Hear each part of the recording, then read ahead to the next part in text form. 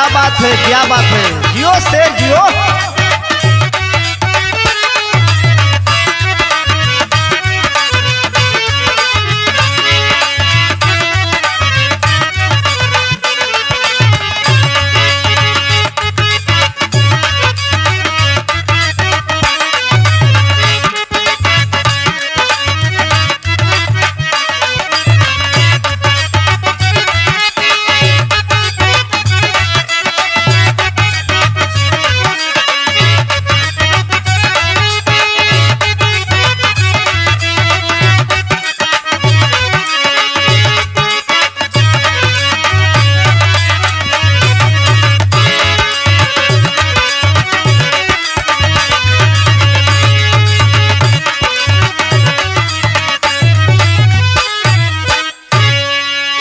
हम भोजपुरी लोकगीत गायक सत्येंद्र यादव तमाम भोजपुरिया भैया लोगन के गोड़ छू के गोड़ लगातानी और आशीर्वाद के प्रतीक्षा कर रहल बानी।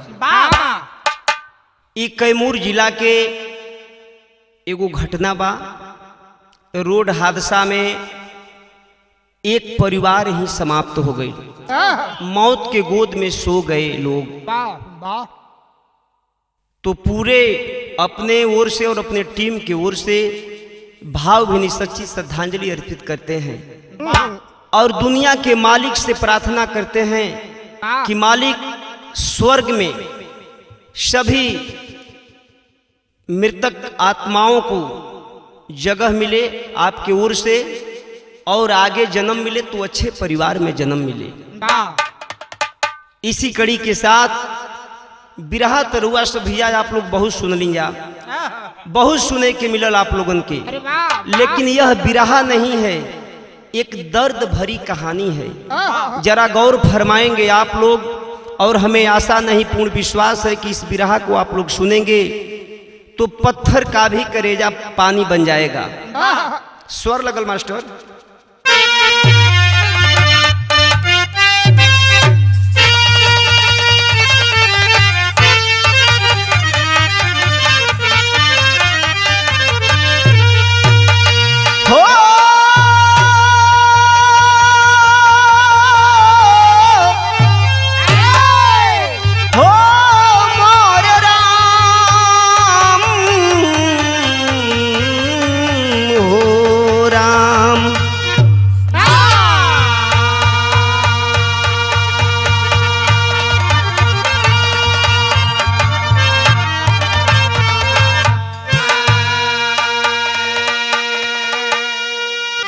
चार लाइन भूमिका के अंदर भाव लगल। कहना हो मास्टर। बाग उजड़ा चमन की कली रो रही, गम में गमगीन शोका कुल मधुकर हुआ। डूब गई कश्ती जीवन की सैलाब में, क्या पताया जहीं रुष्ट रहबर हुआ। रोती वसुधा गिरा वज्र छाती ऊपरी, आपदा से सजल नैन निर्झर हुआ। छोड़ मंजिल अधूरी कहाँ अलविदा, सत्येंद्र अनुज अस्त दिन कर हुआ।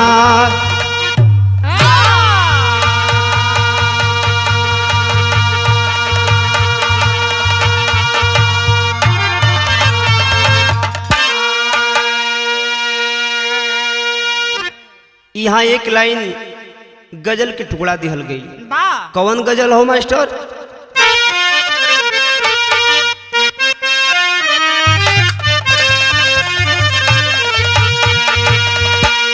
उहे गजल के टुकड़ा दिहल गई कि अरे जहाँ आदमी भी काला अरे जहाँ आदमी बिकाला उ बाजार ना कहाला।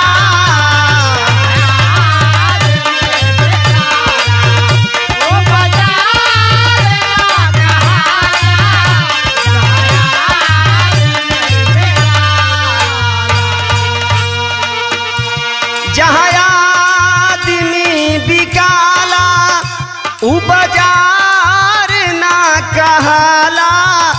जे डूबू गईल किनारा, जे डूबू गईल किनारा, मझधार ना कहाला।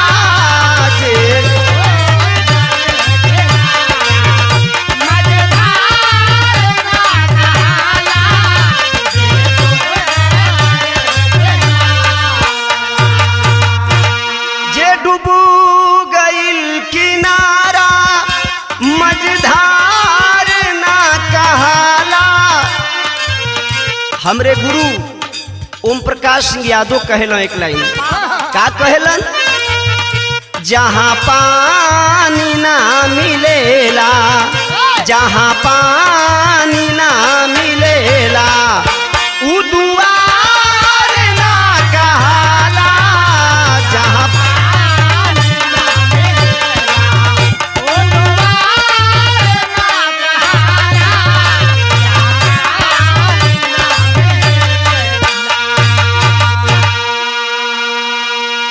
एक गजल से कई गुना सुंदर भाव कवि बिरहा क्षेत्र में लिखलन। का लिखलन?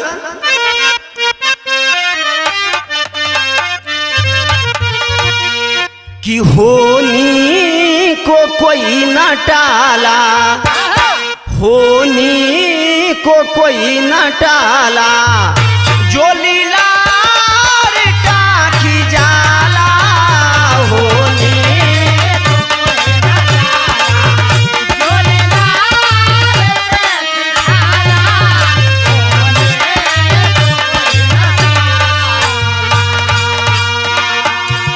होनी कोई न टाला, जो लीलार टाकी जाला। हमरा इहे बुझाला, हमरा इहे बुझाला, महाकाल सबके खाला।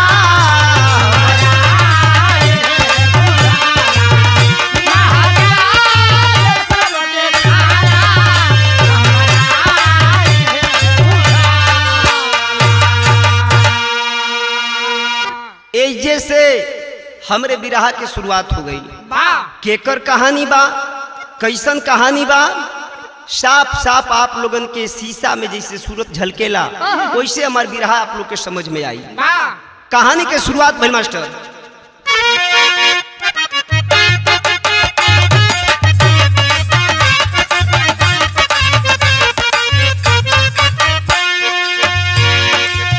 जिंदगी जीव से लगाव छोड़ देती है, जीवन के यात्रा में मुंह भी मुड़ लेती है।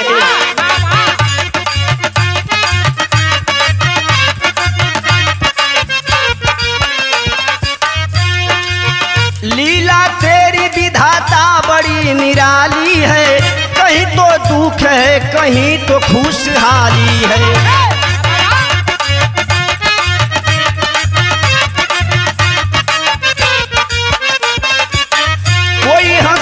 कहीं कोई गम में रोता है, तेरे दरबार में मालिक क्या ये होता है।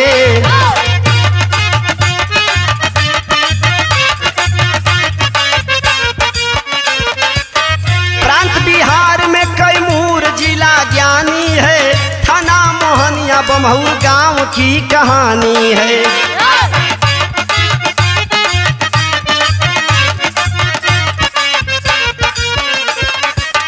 स्वर्गीय सरजू शर्मा शिक्षक ईमानदार रहे, राधे अरुण अरविंद तीन कुमार रहे।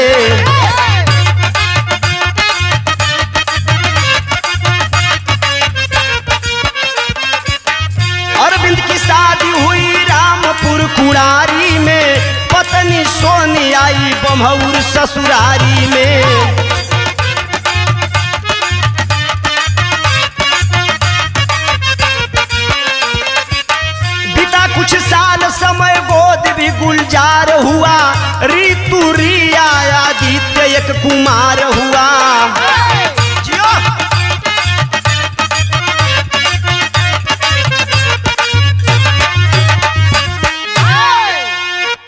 हमरे कहानी के बाबू आप लोग समझ ल थोड़ा।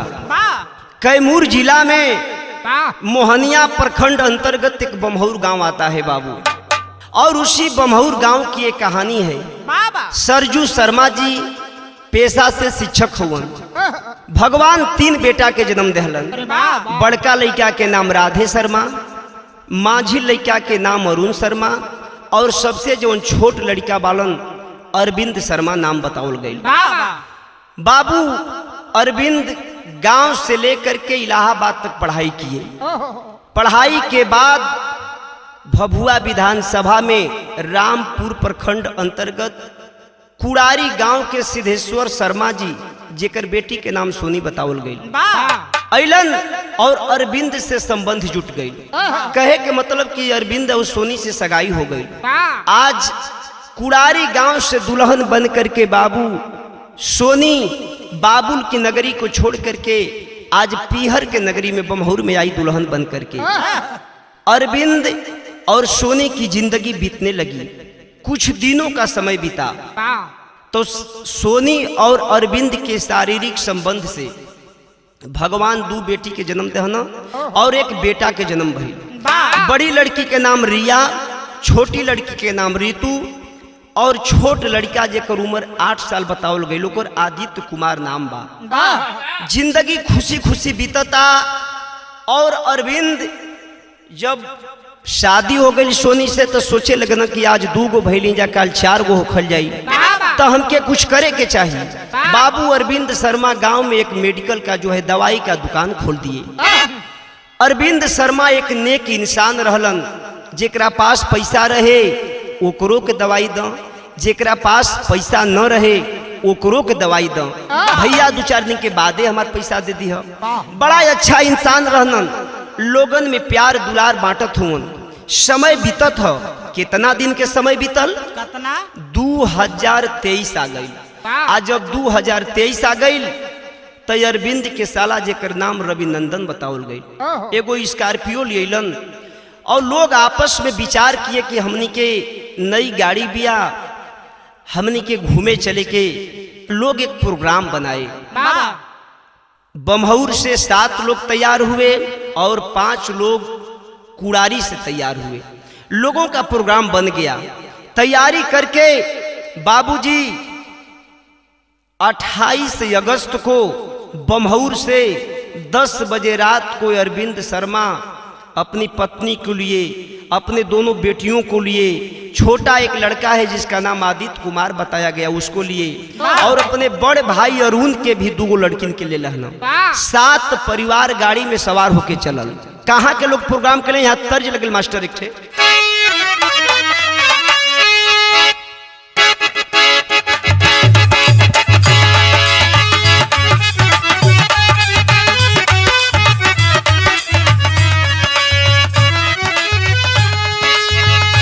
फर्ज से बढ़िया ये हमार फर्ज बा। फर्ज के बात रुआ सब सुनी जा।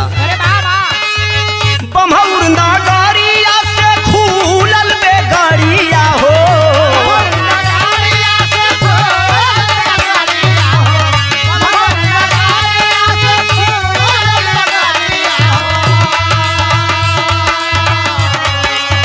बमहौर नगरिया से खुलल बेगड़िया हो।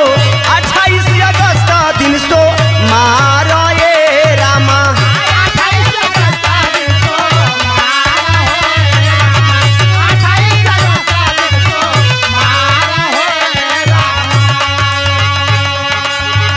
सभी लोग गाड़ी में सवार हो गए। दिल में बड़ी खुशी है। क्या खुशी है? गावे बजावे सब खुशियाँ मनावे,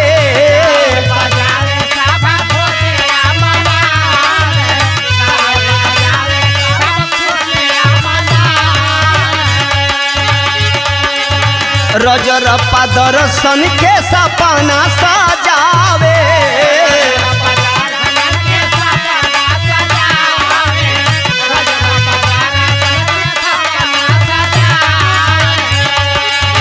खुशियाँ में सब ही झूमे नर नारिया हो।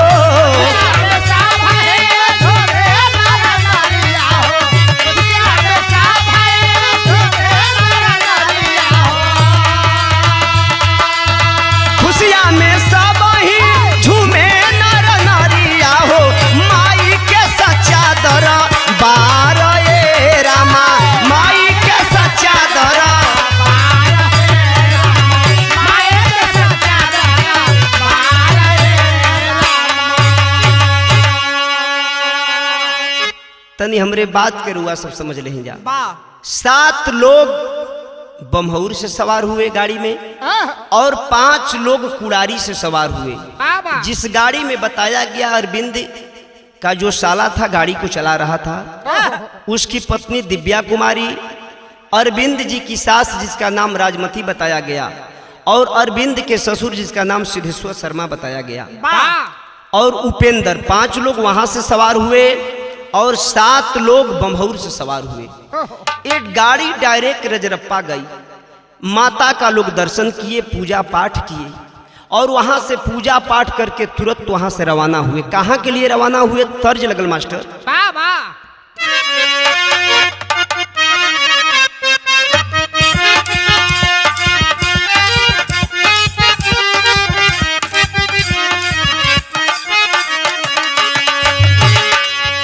भाव लगल।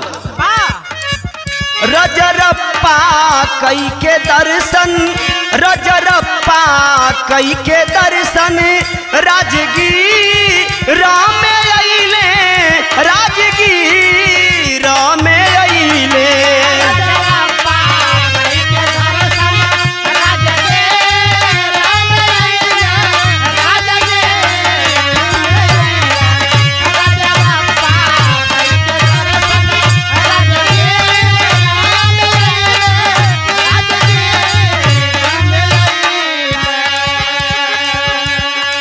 रजरप्पा से भगवती के दर्शन करके लोग राजगीर के लिए रवाना हो गए।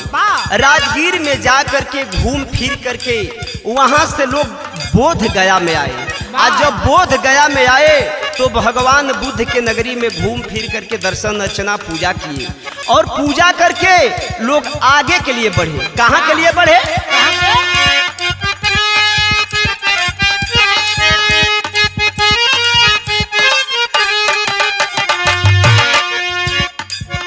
पूजा गया में कई के घरवा के ओर चलले,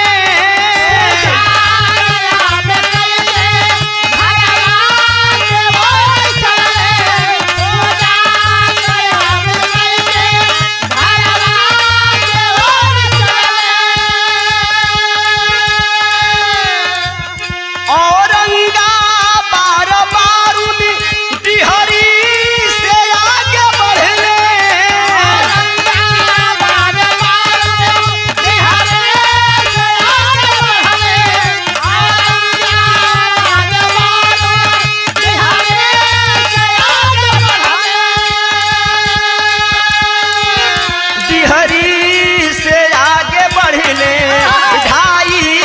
बजे के लगभग 2:30 बजे के लगभग सासाराम पार कैले, सासाराम पार कैले।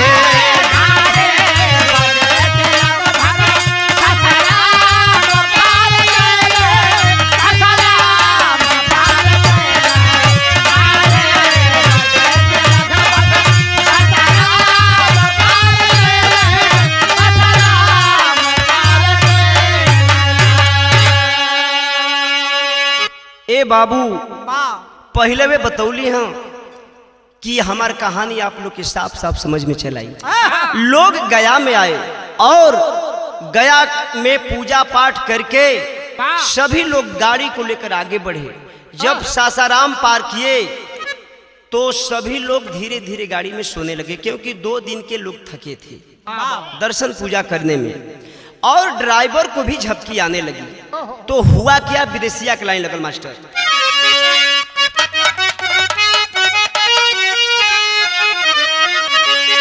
अरे तेज रफ्तार के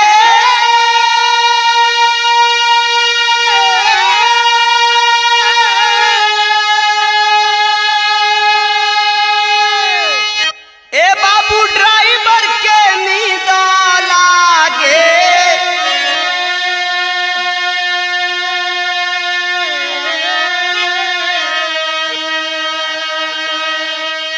तीन बजत रहे भोरा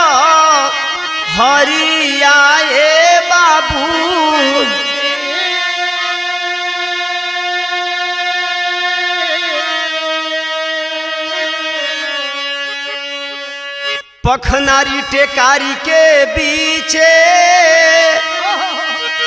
पेट्रोल पंपावा पर खड़ा रहे कंटेनर गड़िया ए बाबू।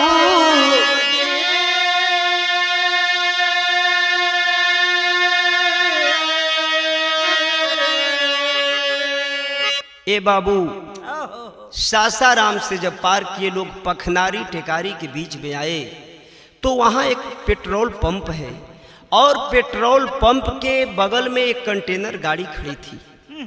ड्राइवर भी सोने लगा। सोते सोते ड्राइवर पूर्ण रूप से सो गया। आज जब ड्राइवर सो गया तो हुआ क्या?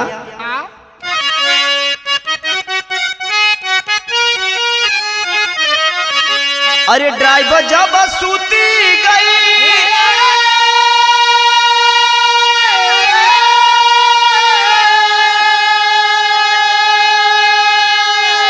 अरे टक्कर जोरदार भइले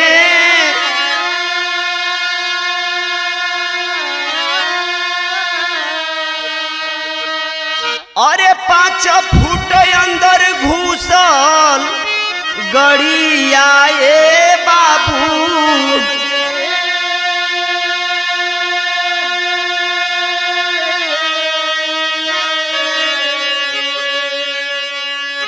जब ड्राइवर सो गया बाबू तो गाड़ी अनियंत्रित हो गई।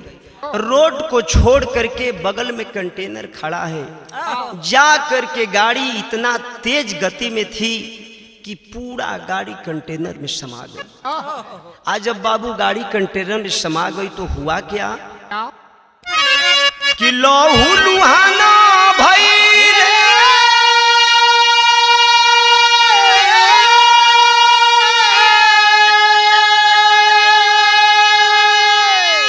ए बाबू 7 लोग के जाना गईले।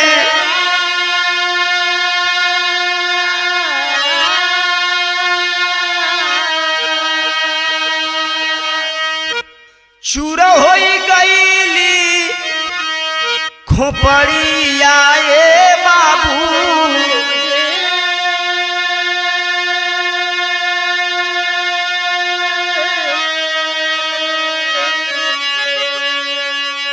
ए बाबू जब गाड़ी जा करके कंटेनर में समाई है तो चकनाचूर हो गए सभी लोग। जितने लोग गाड़ी में सवार थे 7 लोग स्पॉट पर ही डेथ कर गए और कुछ लोग घायल की स्थिति में हैं। काफी घायल हैं, छटपटा रहे हैं।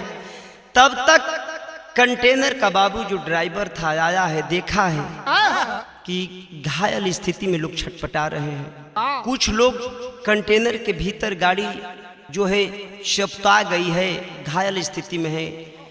वो लोग साफ दिखाई भी नहीं दे रहे हैं। तो कंटेनर का ड्राइवर एक ठो काम किया। क्या काम किया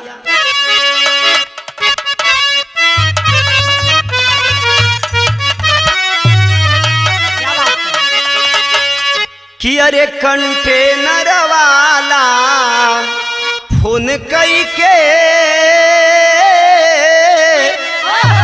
अरे कंटेनर वाला फोन कई के 112 नंबर धरवाले हो प्रशासन के बतलवाले हो। कंटेनर वाला फोन कई के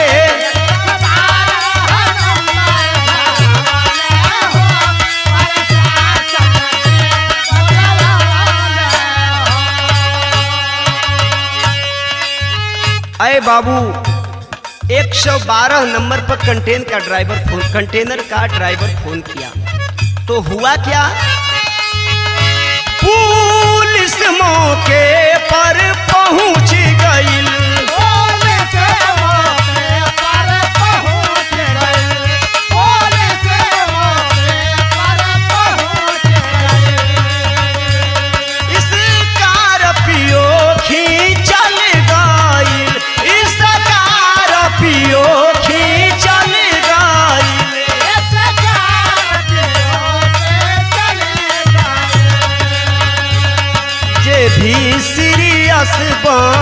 चल रहे,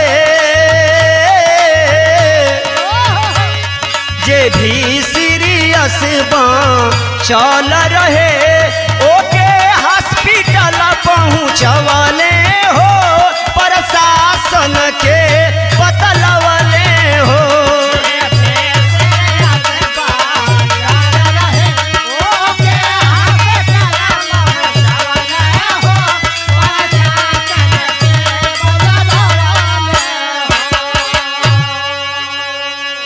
ए बाबू, कंटेनर वाला जब 112 नंबर को फोन किया, जो रोड पर पुलिस रहती है, तुरंत मौके पर पहुंची। जब इस स्थिति को देखती है पुलिस, जेसीबी को मंगाई और मंगा करके गाड़ी को कंटेनर से बाहर खींचा गया। जब गाड़ी को खींचा गया बाबू, तो उसमें देखा गया कि 7 लोग मर चुके हैं और 5 लोग घायल की स्थिति में हैं, बेहोश हैं, काफी घायल हैं। ए बाबू, पुलिस करती है क्या कि सासाराम अस्पताल, जो सरकारी अस्पताल है, ले जा करके और वहां पर जो है दवा देने का जो है काम करवाती है पुलिस। लोगों को, जो लोग काफी स्थिति जिनकी सीरियस थी, उनको ट्रामा सेंटर के लिए जो है रेफर किया गया। ऐसे अफरा तफरी में समय काफी बीत गया। 5 बजने लगा, 3 बजे की घटना है और 5 बज गया सुबह का। उसी में भगवान की मर्जी, कुदरत की देन, एक लड़की बची थी, बाल बेहोश थी, थोड़ा बहुत घाव लगा था। 5 जब बजा है, रितु नाम की लड़की, जो अरविंद शर्मा की लड़की थी बाबू, वो बाल बची है। जब उसको होश आई तो फोन उठा करके, मोबाइल को उठा करके देखती है और नंबर मिला उसके घर के, अपने बड़े पापा राधे शर्मा के यहाँ फोन करती है। जब फोन उठाते हैं, राधे शर्मा पूछते हैं कि बेटी क्या हाल चाल है, समाचार बताओ, घूम करके तुम लोग अभी कहाँ हो। फूट फूट करके लड़की रोने लगती है। पूछते हैं कि अरे बेटी क्यों रो रही हो, बात क्या है? तो रो करके एक बात कहती है। कौन सी बात कहती है बाबू?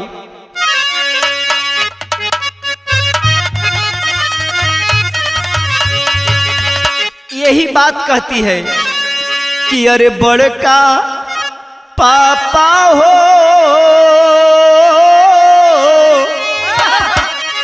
अरे बड़का पापा हो, अरे मम्मी पापा मर गईले हमार। बड़का पापा हो, मम्मी पापा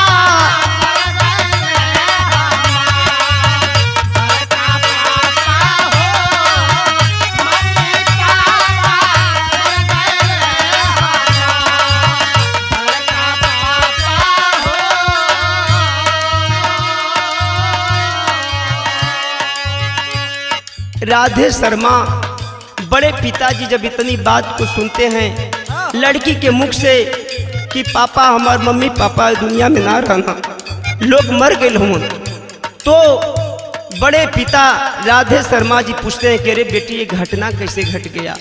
कलश की तनी औरी सुना। तारा चांदनी दीदिया मरली नानी हमार।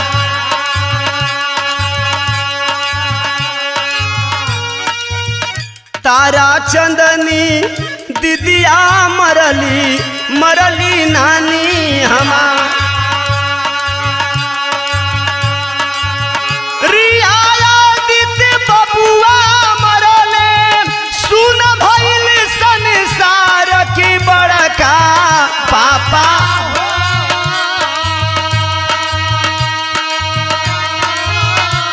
की बड़का पापा हो, जल्दी आओ बतिया मानो हमार। बड़का पापा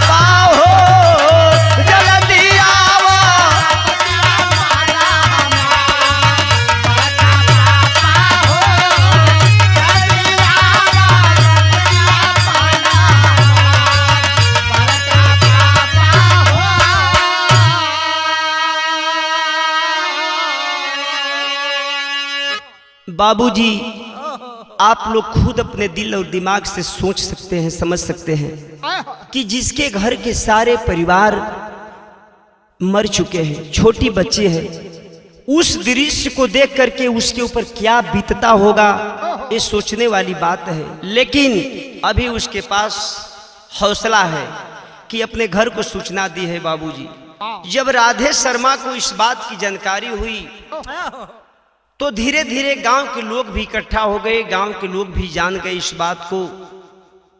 देर नहीं हुई, सैकड़ों की संख्या में 2, 4, 5 गाड़ी में लोग सवार हुए और घटना स्थल की तरफ चल दिए। जब सासाराम पहुंचे तो देख रहे हैं कि 7 लोग तो एकदम मरे हुए हैं बाबू। जो लोग घायल थे उनको ट्रामा सेंटर भेज दिया गया है।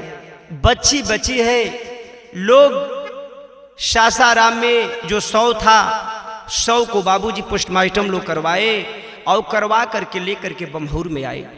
जब बमहूर में 6 गो लाश आइल बा तो वैजा के का स्थिति बा कवि के लिखे के पड़ल। तर्ज लगल मास्टर एक थे।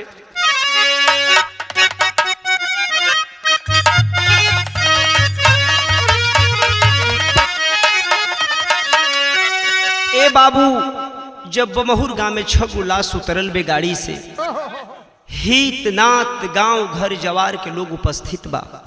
सबकी आंखें बाबूजी नम है, सबकी आंखों में आंसुओं की लड़ी है। तो कवि को लिखना पड़ा कि अरे गौआ अरे जवारवा रोवे, हाँ अरे गौआ जवारवा रोवे, रोवे रिश्तेदारवा राम।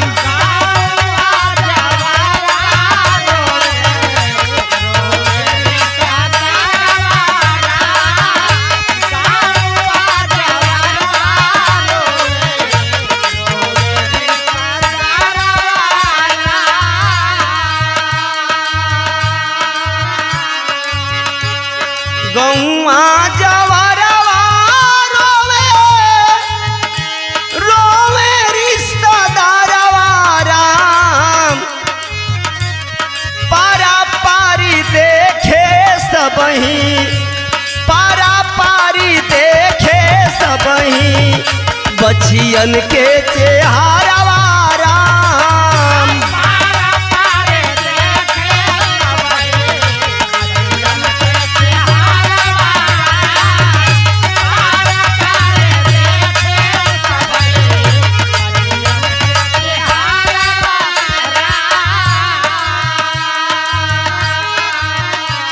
पारा पारी देखे सबही, बचियन के चेहरवा राम। कुहू के करे जा सब करे, कुहू के करे जा सब करे, फाटेला हियारवा राम।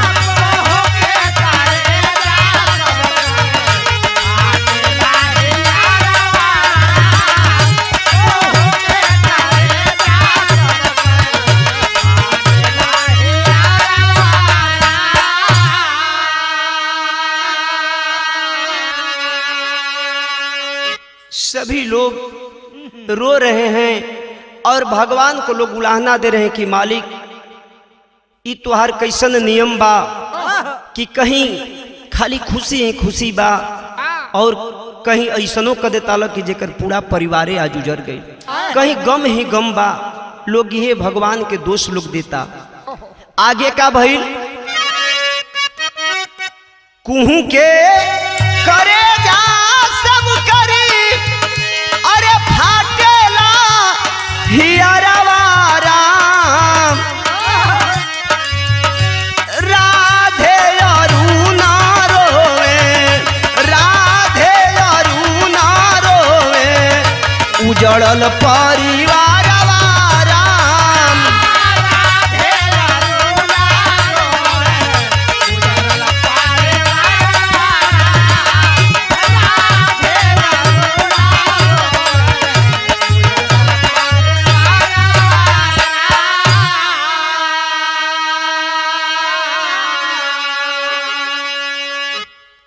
ए भैया सभी लोग जुट करके बड़का भैया राधे के और अरुण के लोग समझावत हूँ कि यह विधि का विधान है, जिसको जब जाना होगा वो जाएगा, जिसको रहना है वो रहेगा।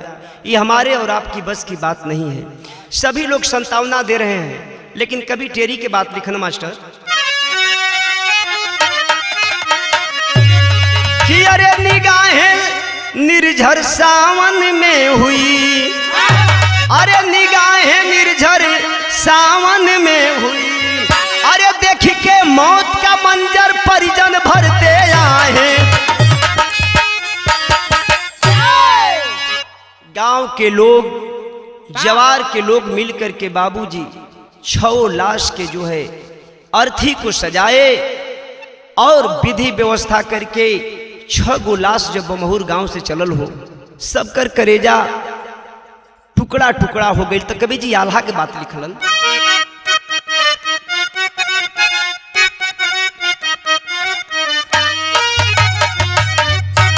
यह बात कवि जी लिखलन कि अरे रोवे परिवार रोवे, अरे बमहुर नगरिया भैया,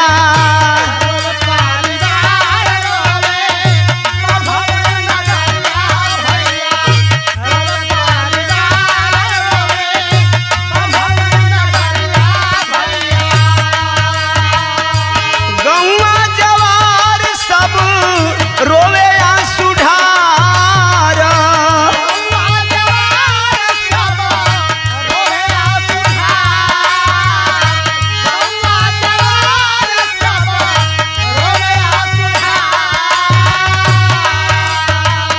छवलसिया के लोग छवलसिया के लेके चलल सब लोगवा भैया,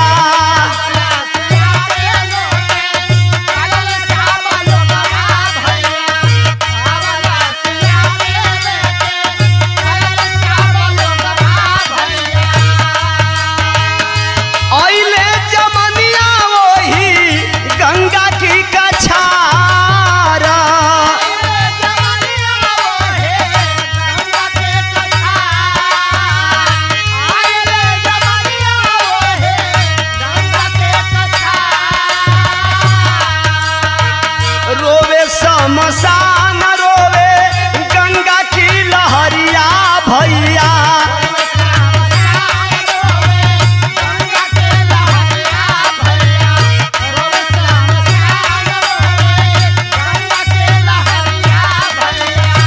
कैसन विधाता दुखवा दिहल बेसुमार,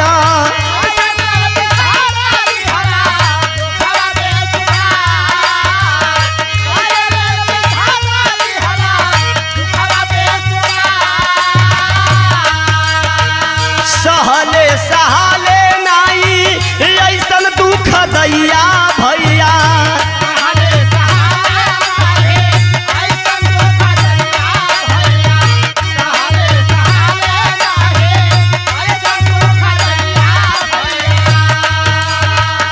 लसिया के भैले वही जे दाह संस्कार,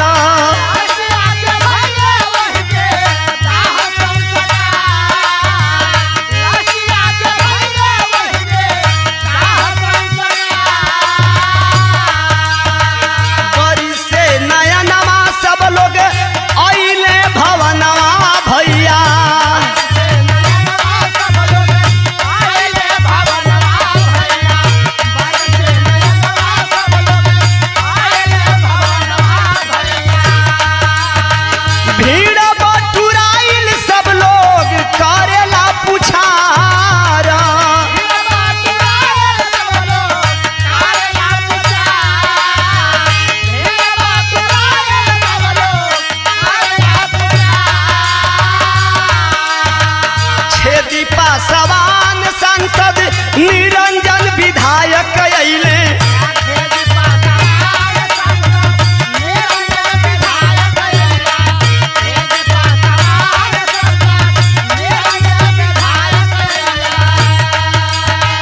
राजद विधायक अइली संगीता कुमार,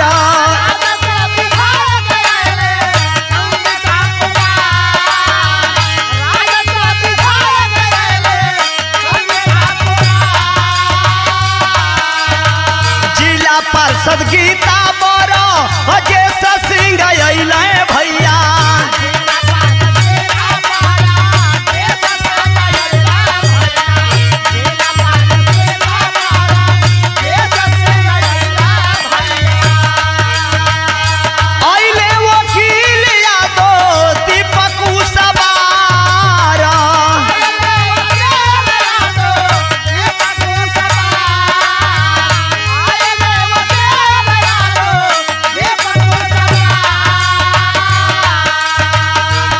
चेयरमैन पारा मोद सिंह अइले भैया।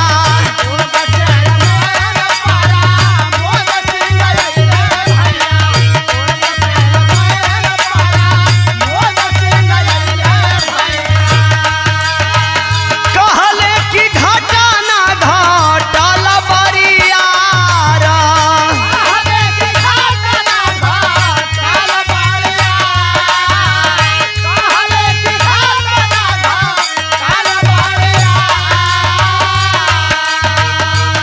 मंत्री उपेंद्र कुशवाहा आई गइले भैया।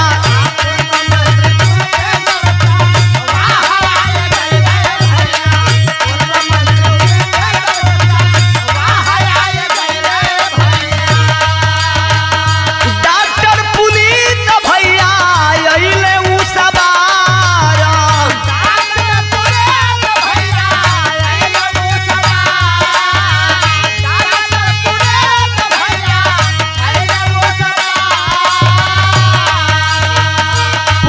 विधायक राम चंद्र यादव अइले भैया।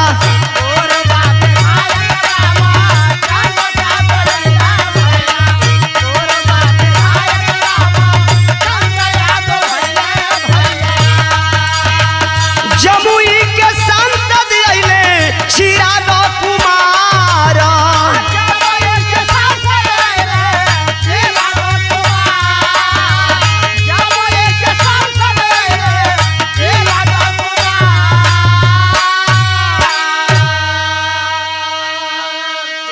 ए बाबू, घटना तो आए दिन घटती है, लेकिन कैमूर जिला के लिए ये बड़ी ही घटना है, बहुत बड़ी घटना है। घटना तो कैमूर जिला में बहुत बार घटी, लेकिन एक परिवार के सारे लोग समाप्त हो गए। कहने का मतलब कि एक परिवार समाप्त हो गया, ये बड़ी घटना है। सांसद, विधायक, जिला पार्षद सभी लोग आए और अपना जो है दुख व्यक्त किए कि ये बड़ी बड़ी घटना है, ये बहुत बड़ी घटना है। भगवान किसी की खुशी में ऐसा गम न भर दे कि ताकि उसको जिंदगी भर झेलना पड़े, ये बड़ी दुख है। ए बाबू, उसी दिन रक्षाबंधन का दिन था, 30 तारीख को रक्षाबंधन था। उस गांव के, उस इलाके के लोग उस पर्व को ही भूल गए। इतना सदमा था, इतना दुख था कि किसी के हिम्मत नहीं कर पाया कि हम चल के कलाई में राखी बनवाएं। इस चीज को देखते हुए कवि अनुज लाल जी भगवान से एक बात कहते हैं। क्या कहते हैं?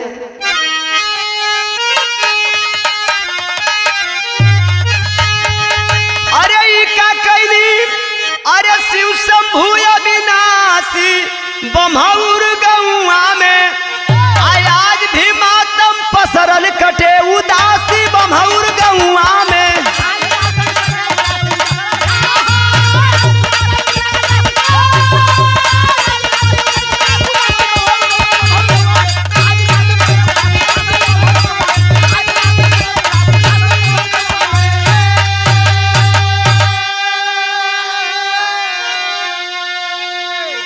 ए बाबू, सावन के इतना पवित्र महीना, लाखों दर्शनार्थी दिल में तमन्ना लेकर के जाते हैं। क्या आपके दरबार में दर्शन करने का यही मतलब है कि पूरा किसी का परिवार उजड़ जाए? और आगे कहना है क्या? सावन रक्षा बंधन के दिन रूठ गईला करतार,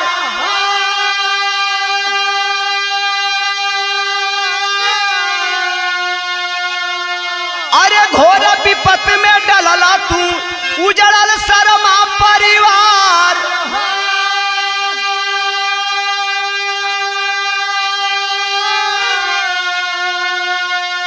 सचमुच में तू बन गईला सत्यानाशी बम्हौर गौआ में।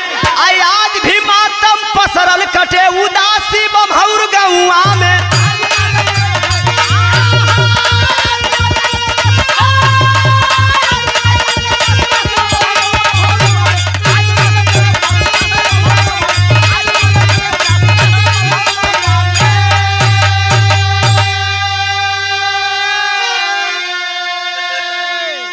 ए बाबू, उस घटना से सारे लोग स्तब्ध हैं। आज भी इलाके के लोग दुखी हैं। यहीं से गाना का समाप्त, हमारा गाना समाप्त हुआ। गुरु घराने के छिपक लगल और इस विरह में हमारे संगत कर रहे ढोलक पर अजय निराला जी, हारमोनियम पर मनोज यादव जी और हमारे बड़े भैया कोर्स करने वाले लाल मुनि जी, उपेंद्र जी।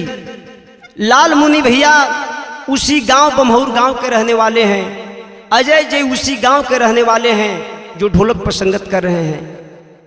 ये बड़ी दुख दर्द भरी कहानी है बाबूजी, मजबूर होकर के इसको गाना के रूप में देना पड़ा। कहना है, छाप लगल मास्टर।